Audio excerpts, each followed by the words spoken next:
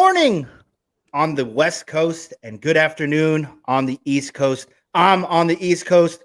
My co-host Fiddle is on the West Coast, and I was just talking to him. I was like, dude, I don't know how you guys wake up this early and mentally prepare for the onslaught that is of sports gambling and fantasy football. Fiddle, how you doing, buddy? Can I tell you how I do it? What I do is I literally freeze my iced coffee the night before. So this is a block of ice. And as this melts throughout the day, I will slowly drink it and have my caffeine level just rise up and have me keep going throughout the games. It is actually good. I'm new to the West Coast, so it's a new feeling. But actually, I think I like it. That's actually a good idea. Freezing it, not a bad idea. But we only have about 45 minutes to 50 minutes of this show. So we're going to go ahead and we're going to get rocking and rolling. We're going to give you all the fantasy football advice that you could possibly want. We're going to give you some betting trends. And we're just going to kind of answer questions if you have any. I actually got a few on my Twitter, so I'll throw those out there if we don't get any posts in the comments. But I do want to start off kind of talking about Thursday night, the Chiefs versus the Chargers. I was all over the Chiefs in terms of betting, and I took the -4 and I lost, but that's okay. I also took a beating from Mike Williams. I have my notes here on my phone, and Mike Williams went off. I mean, everybody saw it coming. Keenan Allen was hurt. Mike Williams had a bad week one. Chargers wanted to get him involved early and often, and they sure did. He ended on Thursday with 8 catches, 113 yards, and a score, which was good for 25.3 fantasy points in PPR leagues. Now, let's keep this in mind, okay? Mike Williams is the king of boom or bust, okay? I'm not saying he's going to bust as often as he booms this year, because if Keenan Allen continues to sit, he's going to get force-fed the football. However, let's tamper our expectations moving forward with Mike Williams. What do you think about Mike Williams, Fiddle? I started him in my season-long lineup. Big Mike Williams, Herbert guy this year. That's my stack going into my season-long lineups. I also have Gerald Everett. Listen, I think if Herbert's going to throw for 5,000 yards, and as long as Herbert's ribs are okay, that guy, Mike Williams, will be quite fine. He'll be a 1,000, 1,100 yards guy, up to 10 touchdowns. I mean, you saw that touchdown grab, didn't you? Unbelievable. For itself. The guy's a playmaker. He can make the big play. He can catch the big ball. I think Amazon showed that crazy, weird stat. Everyone can pull a weird stat that Mike Williams has the most tight window catch yards since he's joined the league. So again, he can make a hard play. He can make a big play. And now he's got a franchise QB with him. I'm willing to ride Mike Williams all season long. Yeah, and we also, I agree. I mean, Mike Williams is going to be a good, season-long fantasy player for you. I mean, you drafted him early as your wide receiver too, so you better hope that he, continues to trend in this direction. But the Chiefs secondary is also not very good. We have to keep that in mind as well. I mean, Mike Williams was making spectacular catches, but if you go back and watch the film, the secondary was just not in good position in any of those plays. They weren't trying to rip his hands apart. Their back was facing the quarterback on every single throw. So let's just watch, as this progresses. A couple other guys I want to mention from that game. You already mentioned one is Gerald Everett. He was one of my tight end sleepers this year. This guy's just freakishly athletic, and he's just a receiving type of tight end. JP, can I ask you a question? Yeah. Where should we rank Everett in terms of, like, if we were going to redraft tight ends right now, is Everett a top 8 tight end in the league? I think so. For right now, with Keenan Allen down, I would have to say yes. Let's just see how this progresses. I mean, I was high on Cole Kmet, and I can't put any stock in Cole Kmet last week. It was an absolute monsoon. So I do think what we see this week from the Chicago Bears offense is what we're going to see moving forward. So I'm not ready to move down Cole Kmet. I would put Everett right around that 9-10 range for now, and let's just see how, that progresses moving forward. So Everett's a guy that, I'm targeting from the Thursday. Josh Palmer, he's another guy. He's been a really hot name in terms of the sleeper, players this year. He went 4 for 30 and a touchdown. If it wasn't for that touchdown, that's not a very good game, coming into the game, looking as he was going to be the wide receiver too. But for me, he's a hold. Let's just see how this works out. DeAndre Carter for me is a drop. Yes, he does the big play, for the Chargers. He's that big play guy. He's a downfield guy. He's like that gadget screen guy. Just not enough for me. Yes, sir. I'm going to call on you, Fiddle, in the back. DeAndre Carter will be a brilliant DFS dart throw next week when as long as Keenan Allen's out, the Chargers will be on a rest advantage going against the Jacksonville Jaguars. If Herbert is in, and Keenan Allen is out, consider DeAndre Carter part of my DFS lineups next week. Right, and let's keep this in mind, guys. I'm the year-long fantasy guy, and Fiddle is the daily fantasy sports guy. That's the difference between our takes. 100%. My take is for year-long, and he's all over him next week for a dart throw. Just a little bit, Clyde Edwards-Helaire, he looks good. He is running hard. You can just tell he's kind of sick and tired of this. He's a bust coming out of LSU. He's going to get carries this year. There's really nobody behind him. Pacheco doesn't scare me in terms of getting carries or anything like that. So I really like Clyde Edwards-Helaire moving forward. And if he's somebody that you could trade for, I would certainly go and try to trade for him right now because he's only going to trend upwards from here. Okay. Yep. I like that take. I think it can go either way with CEH. I mean, he is younger than Pacheco. I mean, they drafted the rookie Pacheco, but their existing, I guess, third-year running back is even younger. So we got to just pump the brakes on calling CEH a bust because this guy is still literally younger than rookies on his roster. So give him more time to develop. Andy Reid has a history of having RB1s out the wazoo. Those LaShawn McCoy years were just incredible. We can expect CEH to be a probably mid-late RB1, early RB2 this year, I would say, if he keeps this up and stays healthy on the Chiefs. Yeah, I would put him, squarely in that I'm confident RB2 spot where I'm kind of just going to keep him there all season long. And just the last thing here is Juju Smith-Schuster. I was not high on him coming into this year. He's kind of that guy where it's kind of like, what am I going to get on a weekly basis from him here moving forward? You heard Patrick Mahomes before the season even started. He was in an interview and he said, every week it's going to be somebody new. And that's just what this offense is this year. You can rely on Kelsey, who actually had a poor game, but I don't think that's going to happen again. But I think from the wide receiver room, you're going to see guys that are going to have ups and downs all season long. So I don't want to have in-season long shares on Juju Smith-Schuster. I would try to sell him if I can.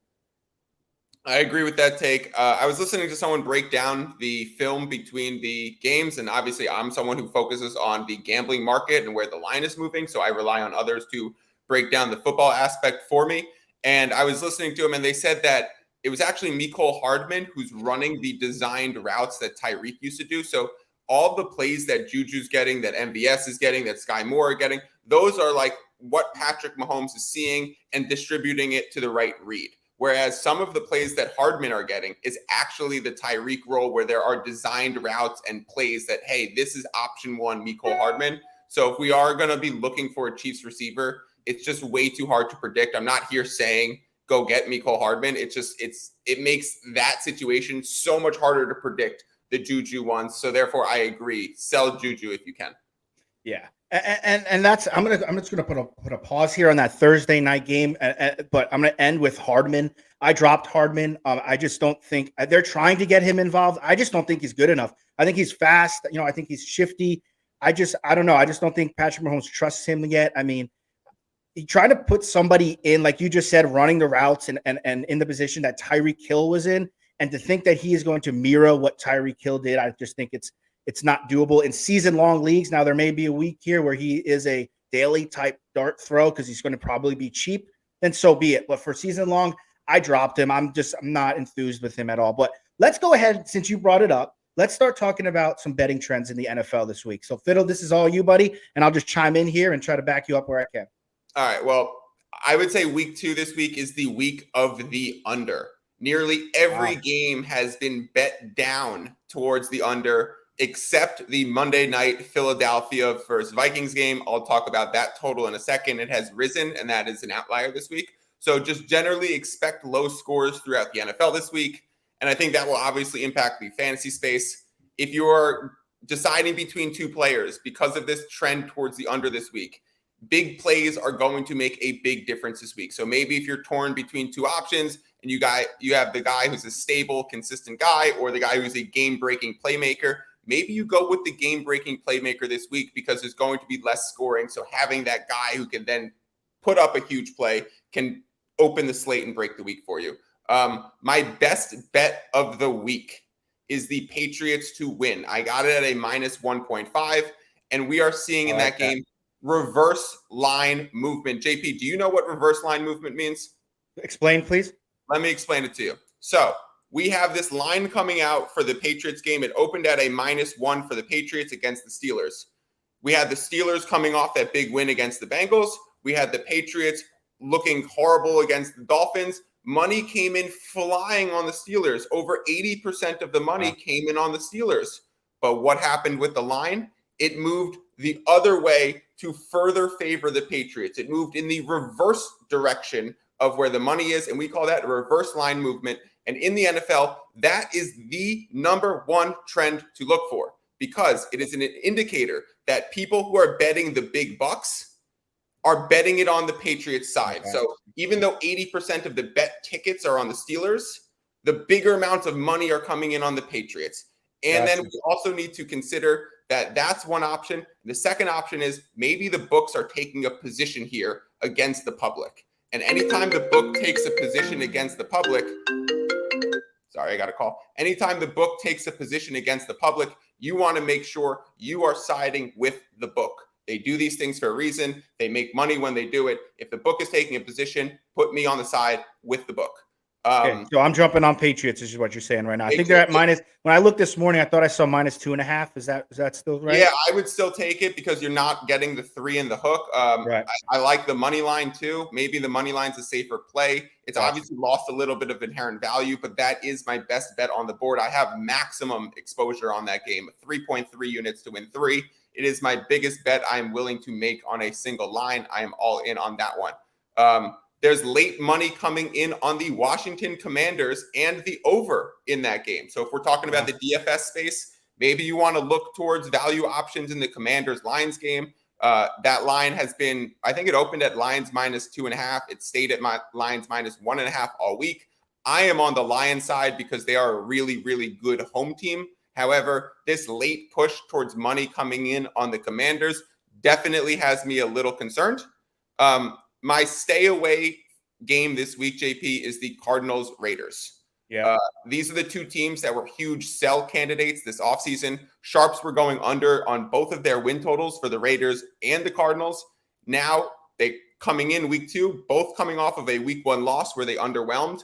We just don't know which team is worse.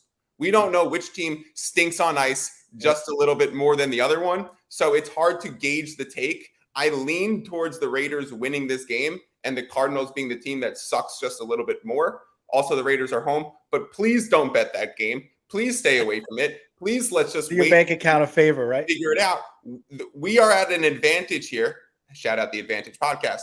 We are at an advantage here because we don't have to bet every game. The books have to set a line for every game. We as the bettor can pick our spots. We can say, let's get in on the Patriots. Let's get in on, a team like the Bills on Monday night. Let's avoid this game completely. So that's my biggest stay away game. And then last two things I want to talk about. The biggest line movement. So the biggest amount of change we've seen in any line this week is that Philadelphia Eagles Minnesota Vikings game. Sorry, LeBron's acting up. All right. We saw this line has risen 3 points. It opened at a 49.5. It was bet all the way up to a 52.5 at some spots. We know in totals, 51 and 52 are very key numbers. That Thursday night game just ended on a 51, 27-24, 28-24 is also a realistic outcome. 51 and 52 are very key numbers for the total. So now that number is north of 52.5, I like taking the under in that game. However, if you're not getting it at that 52.5, because it's moved around so much, different books have it different places, I would stay away from it. But if you can get the highest level and take the under, it's a good bet. And then the final thing I want to talk about is rest advantage. Rest advantage, rest advantage, rest advantage. That is the biggest thing I am going to be betting into this season. The trend is really going to begin week 4 for me once the schedule starts to pile up for teams and they start to get tired and injuries and that stuff. But just so that you guys are aware, the teams that are on rest advantage this week are the Rams, Bills, 49ers, and Texans. Rams and Bills played Thursday, so they had the mini bye. They have 10 days rest. 49ers and Texans are playing against the teams that played on Monday night. So they have the one day advantage. The teams on a rest disadvantage are the Seahawks and Broncos because they were the Monday night teams, and the Titans and the Falcons because now they are playing against the mini bye teams who played the previous Thursday. So you really want to bet into rest advantage. Rest advantage is a key trend. So I like backing the Bills. I like backing the Rams. I would not, jump on the Titans this week. I would not jump on the Falcons this week. I would avoid those situations because we have a big rest advantage coming off the mini bye. And that will roll over into next week where I will probably be on the Chargers and the Chiefs because they will be coming off their own mini bye. So, JP, that is kind of my breakdown of that was good betting stuff. slate. Do you have a best bet that you want me to react to? No, because I'm taking the weekend off. It's been an absolute brutal beat for me, starting with yesterday with college football. I don't know what I was doing, but I just swung and I missed on everything. So I'm not even going to throw a take out there, but I'll tell you, I do like the Pats today. Bill Belichick is going to have a game plan. He's not happy with how things are going. He probably had that practice humming all week long. I do like the under also in that game. We have two sluggish offenses. Again, Bill Belichick will have his team playing defense. And for the Raiders game, I'm not going to talk betting trends, but I love Davante Adams today. His grandmother, and he's very close to his grandparents, is coming to his game for the first time ever.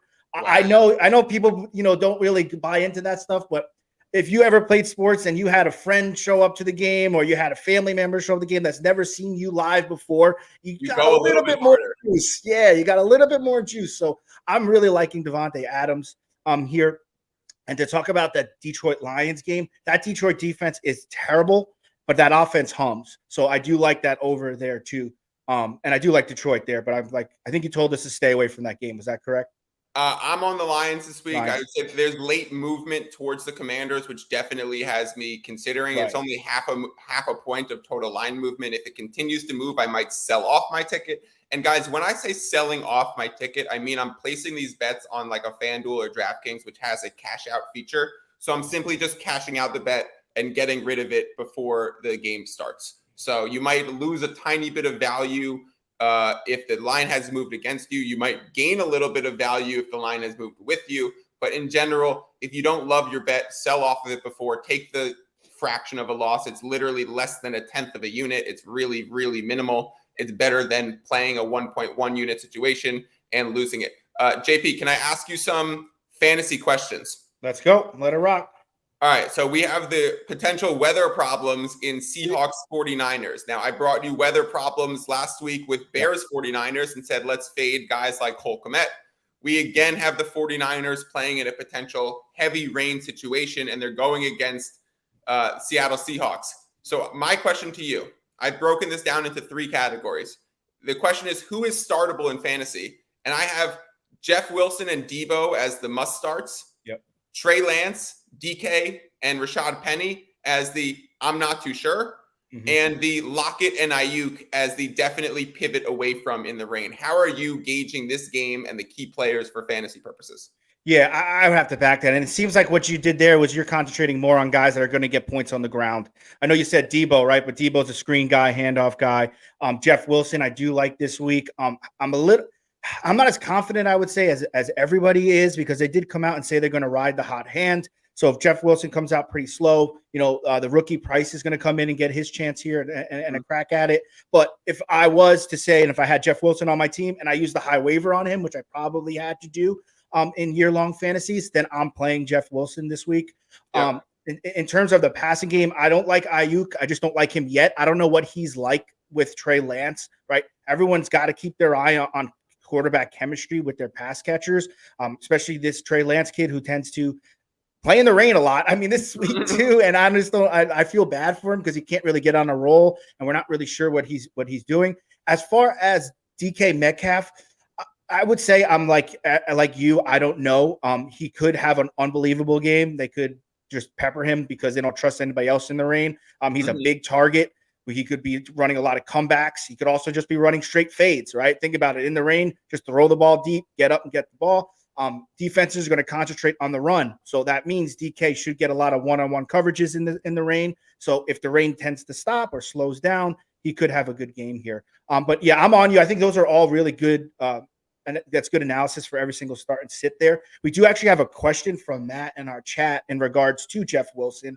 His question is, Jeff Wilson Jr. over Drake London in full point PPR today. I'm not loving the Falcons versus the Rams matchup for Drake. That's a tough one. It's a very tough one. Now, I understand the nervousness with Drake going against the Rams. However, they got torched last week. Okay. But with that being said, does that mean they come out a little bit angry and they want to show that they are Super Bowl defending champs this week? And the Falcons are not very good up front. I think it's going to be a long day for Marcus Mariota today in the backfield. They could also be down humongous, right? So that means if they're down big early, Drake could get peppered here with a lot of passes because we know what the Rams are going to do, just like every other team, is stop Kyle Pitts, which then keeps, Drake London available in the passing game.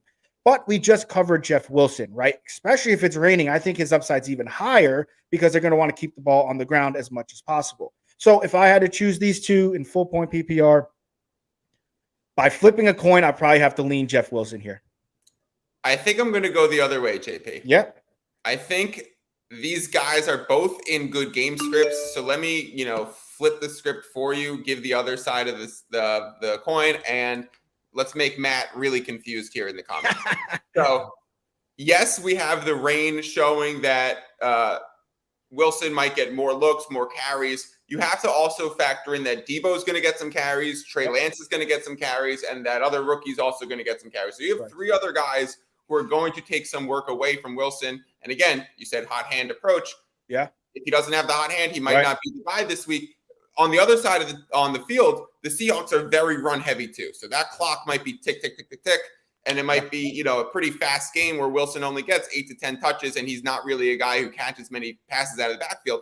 On the other hand, yes, the Rams are a tough matchup. The Rams are going to come out angry. The Rams are on rest advantage and are a great team to back. If I had to play the 9.5 point spread, I'm playing the Rams.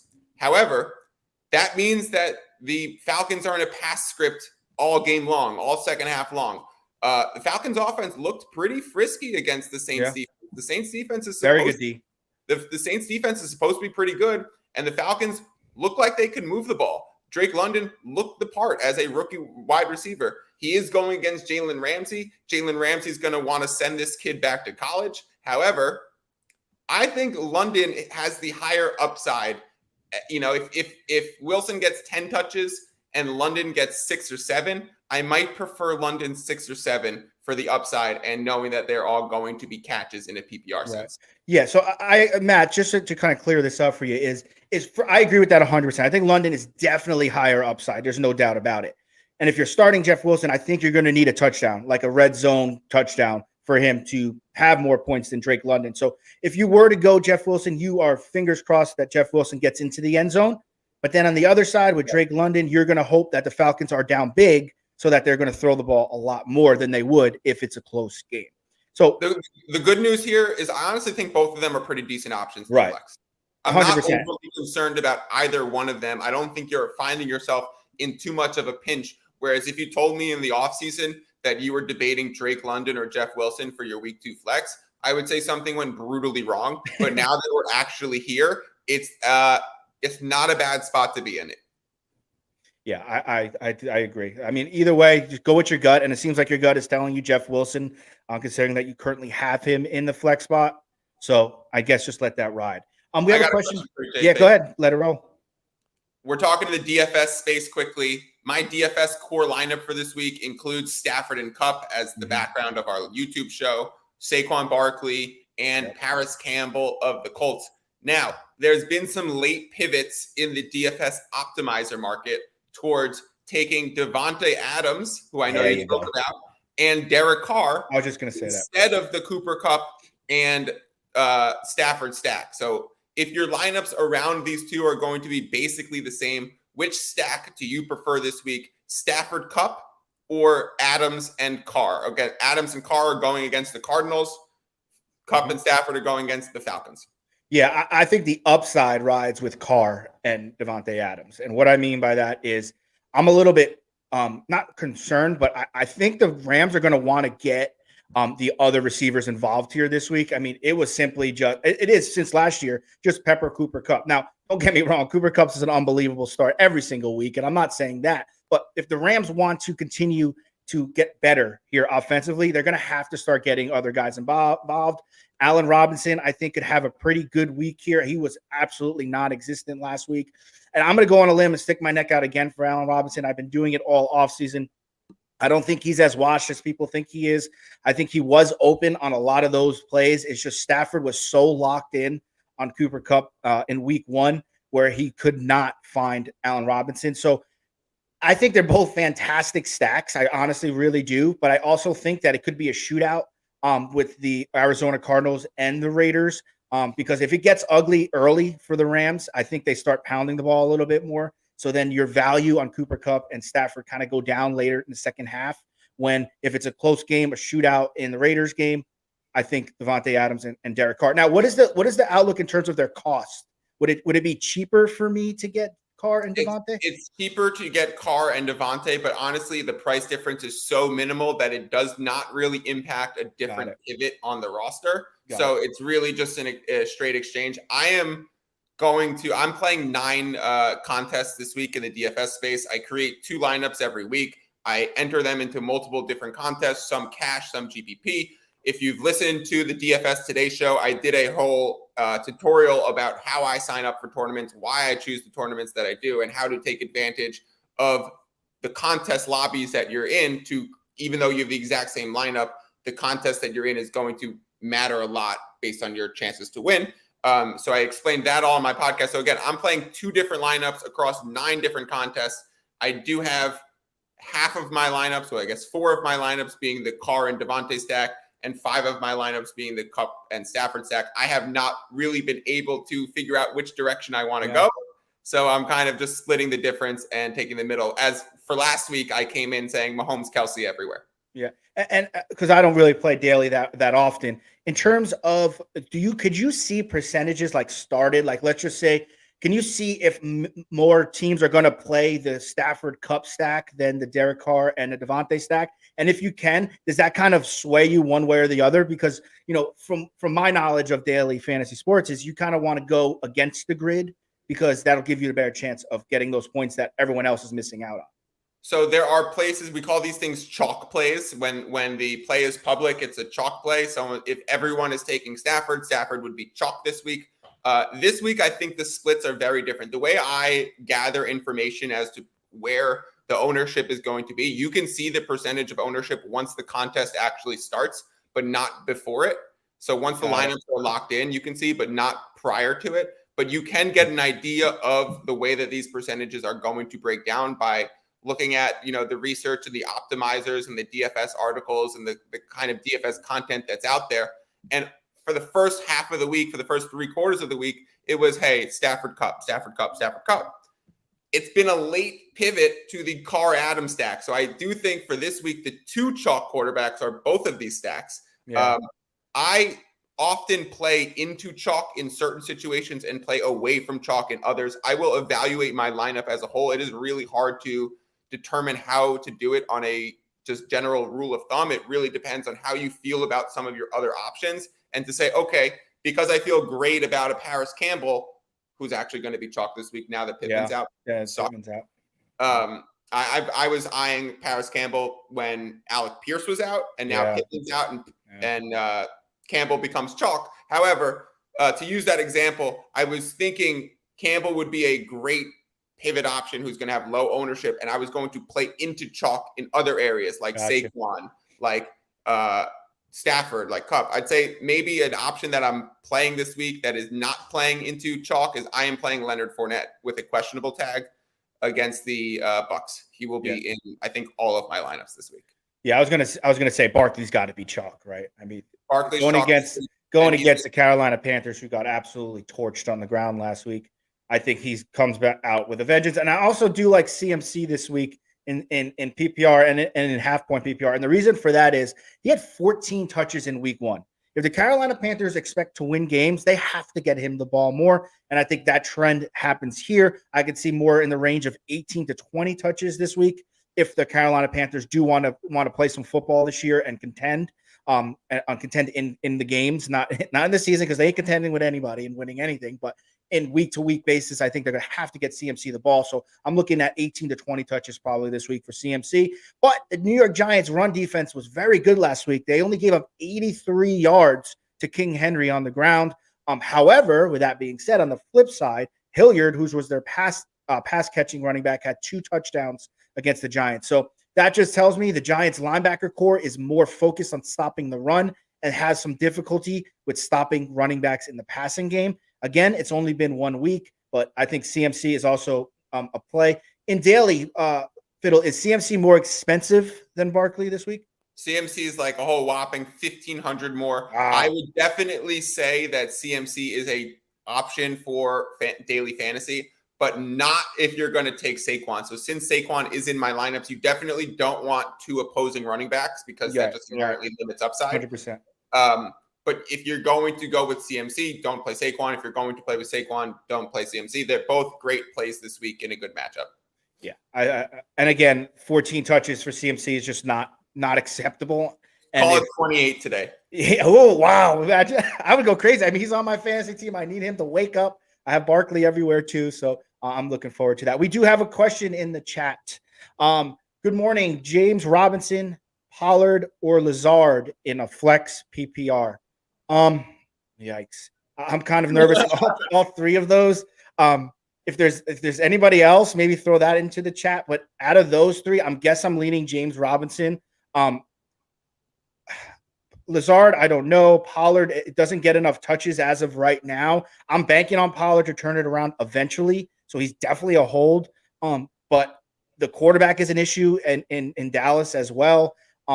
We don't know who the receivers are in what pecking order. Now, I haven't looked at Lazard. Fiddle, have you checked Lazard recently? Is he active this week? He's active, but come on. Yeah.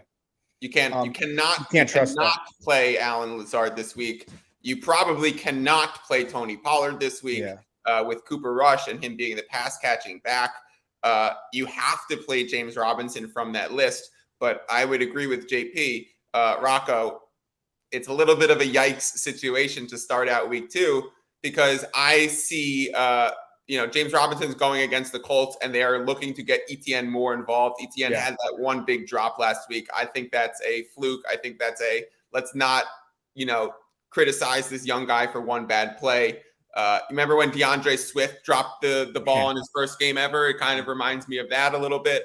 I think ETN stock rises every week right now. I think James Robinson starts to fall. I think they're playing against the Colts, which makes that a difficult matchup.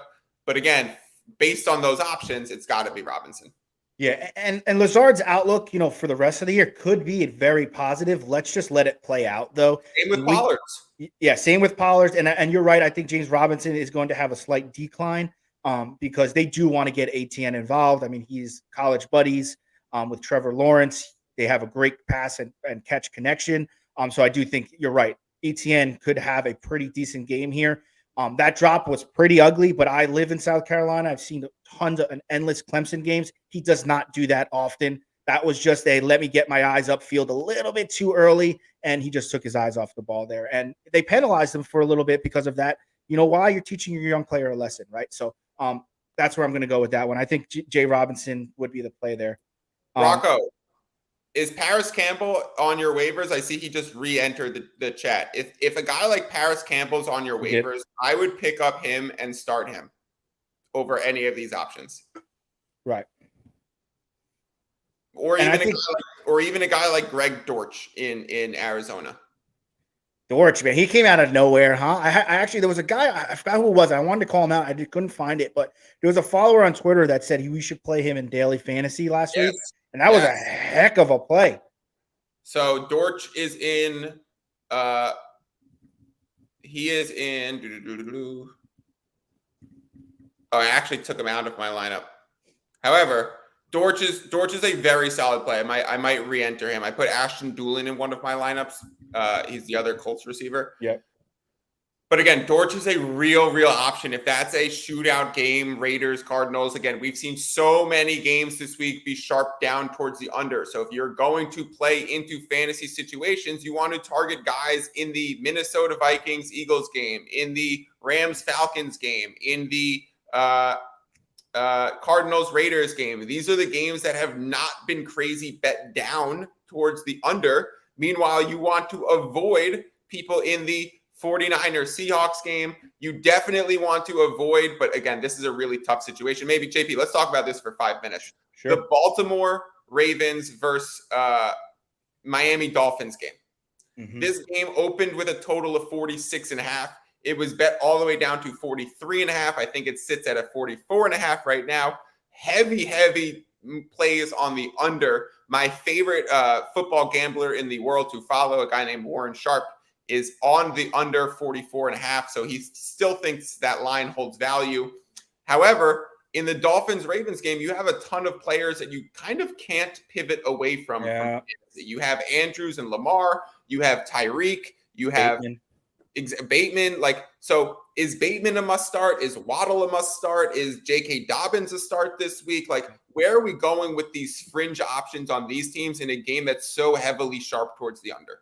Yeah, and just to hear that breaks my heart because unfortunately, you drafted those guys to start, right? You're not going to bench Andrews. You're not going to bench Bateman. You're not going to bench Waddle. You're not going to bench Hill. J.K. Dobbins, I'd bench. I want to see him before I put him into my lineups. But hearing that under, that hurts because I do have some shares in Bateman. And I do think he has a decent game in PPR, even with that under. I think they need to get him more involved.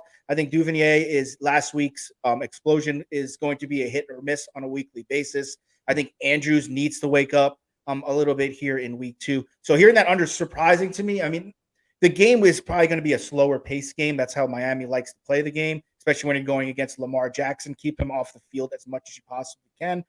But these two offenses are explosive in terms of, Tyreek Hill, Andrews, Bateman. They both have explosive playmakers, but if we look at the week 1 metrics, they were both really, really bad. Like these offenses, I think the Ravens' third down conversion rate against the Jets was like 2 of 13 or 3 of 14.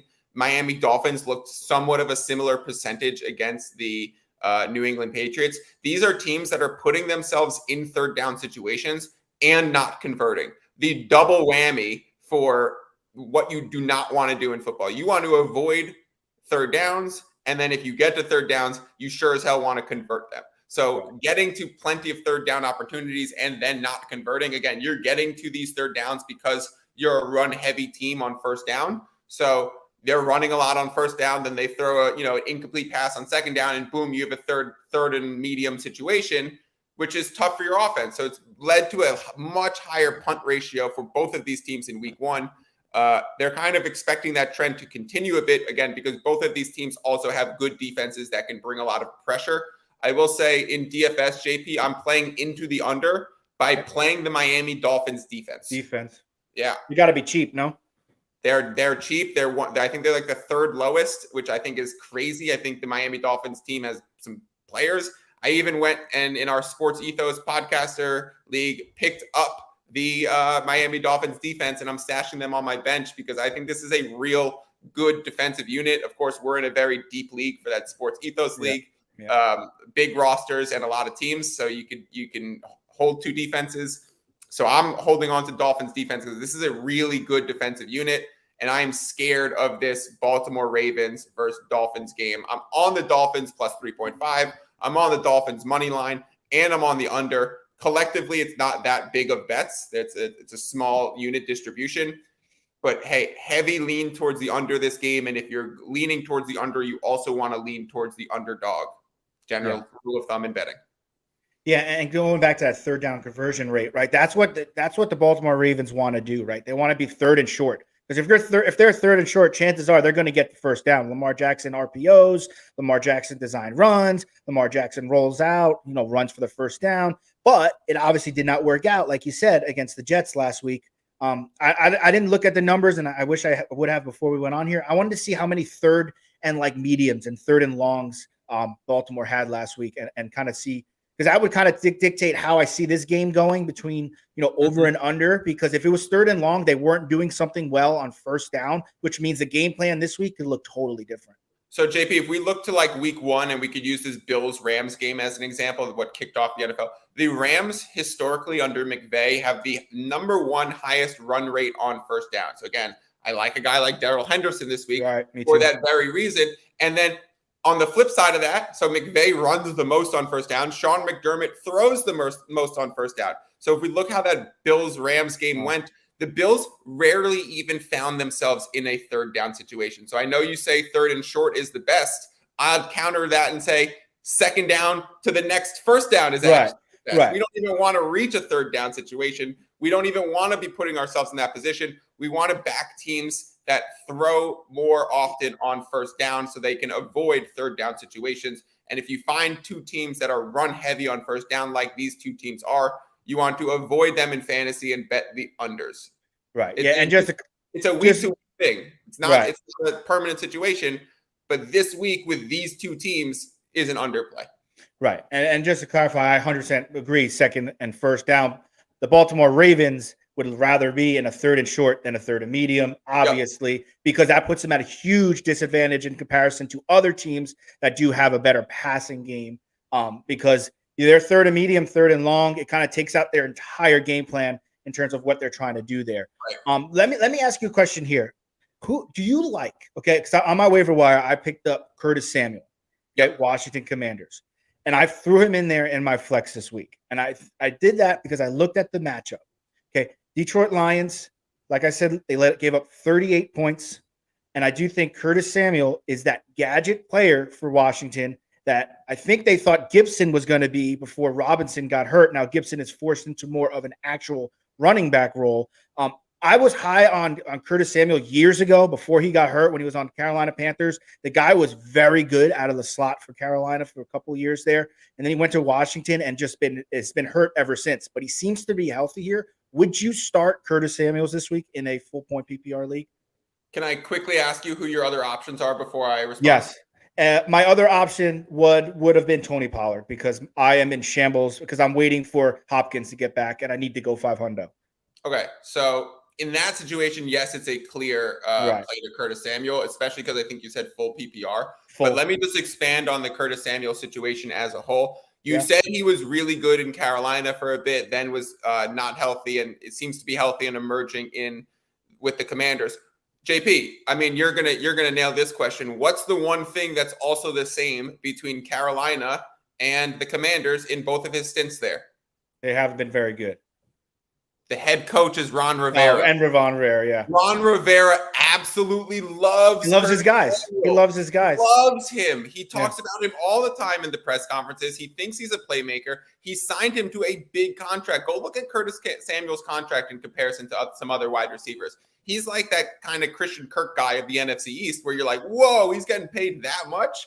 They're going to get him the ball if he's healthy. So, yes, I do like Curtis Samuel. And then if you think about that game, having late money come in on the Commanders and being sharp towards the over, that is a good play this week. He had, 11 targets last week and 4 carries. That's 15 opportunities for a wide receiver. Yes, sign me up for Curtis Samuel this week. I think he's a great flex option, certainly over Tony Pollard. Yeah. And what is he like in daily this week? He's got to be more expensive than he was last week, right? Because of the 11 targets and he's definitely risen in price.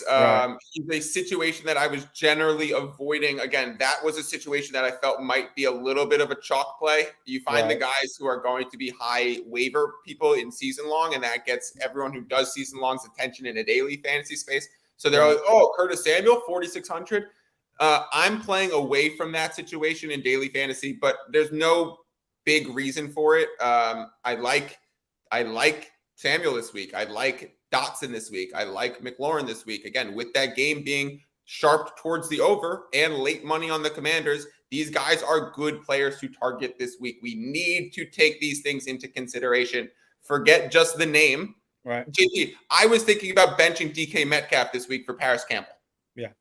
So I think that's a good play. Throw out the names. You have to consider the situations. You have to consider the DK's playing in a game that was the total out of 43. It's been bet down to 40.5.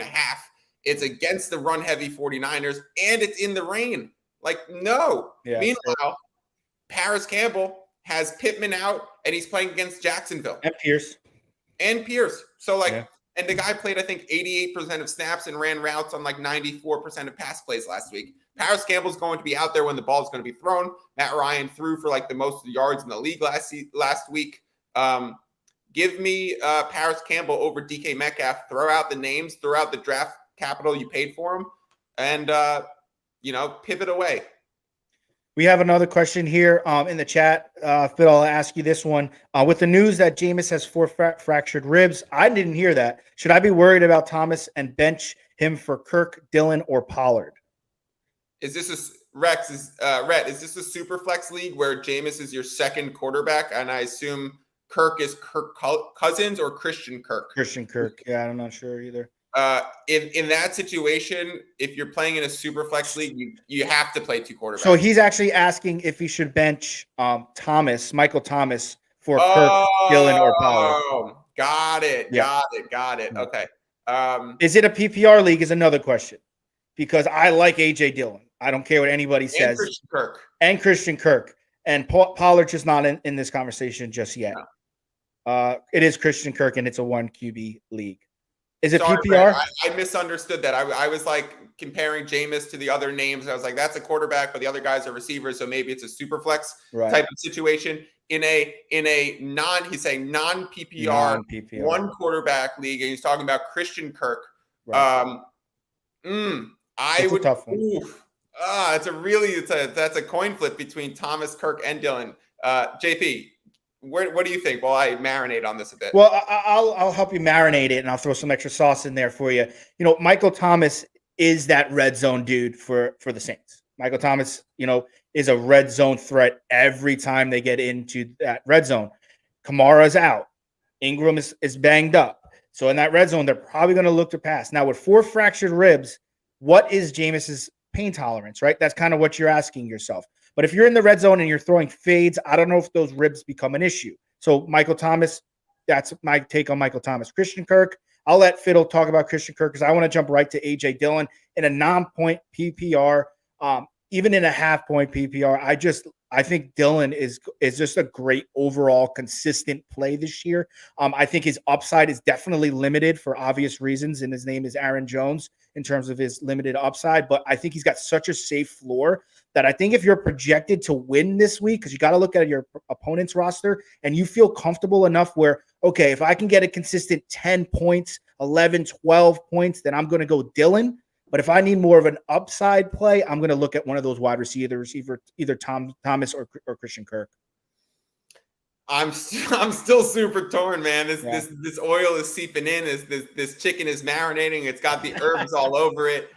I would say AJ Dillon is the most likely to get a touchdown today. Right. So in a non-PPR situation, you might want to go with the guy who is going to get the ball 9 or 10 times. Obviously, the way he gets the ball doesn't generate any points, whether that's on the ground or through the air. So the volume is what matters. I'm on AJ Dillon's over 5.5 rushing touchdowns prop on the season. I do think he's going to be quadzilla near the goal line. Yeah. So I do think AJ Dillon is the highest likelihood to get a touchdown.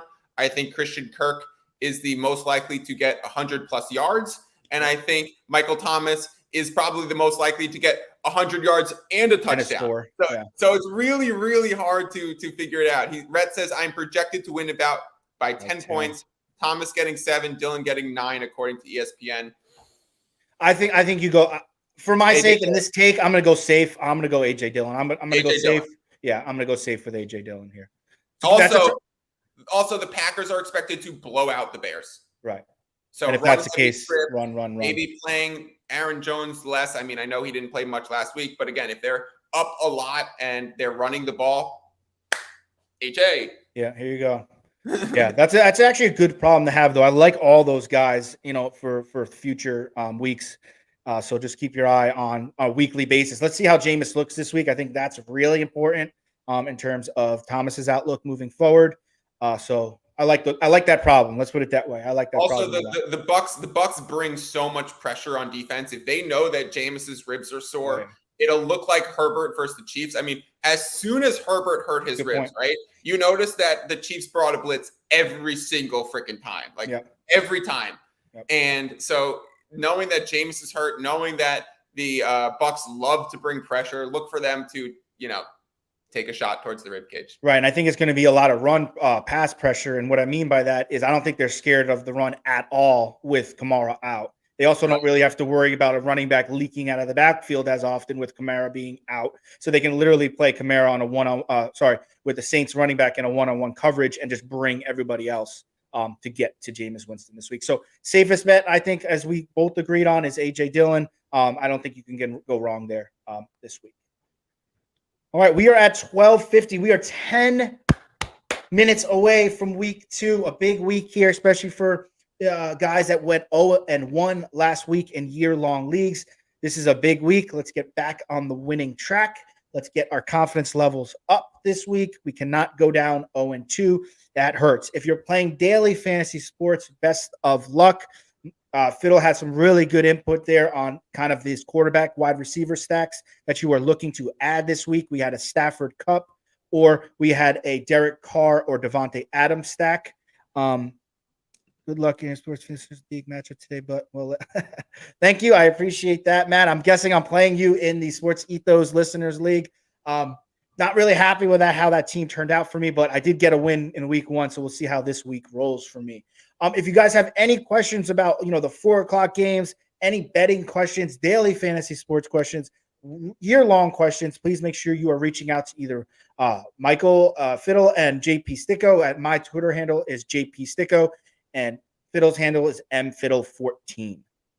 Yep. But guys, before we sign off, I just want to say, if you want to place one last bet before the games start, throw it on the Patriots. That is my best bet of the day. Patriots to win against the Steelers. I am on that for full maximum exposure this week. TJ Watt being out opens a lot for the Patriots offense to actually start moving the ball, which they were not able to do last week. Again, fade the week 1 pivot, fade the public, go with the Patriots to win this week handily.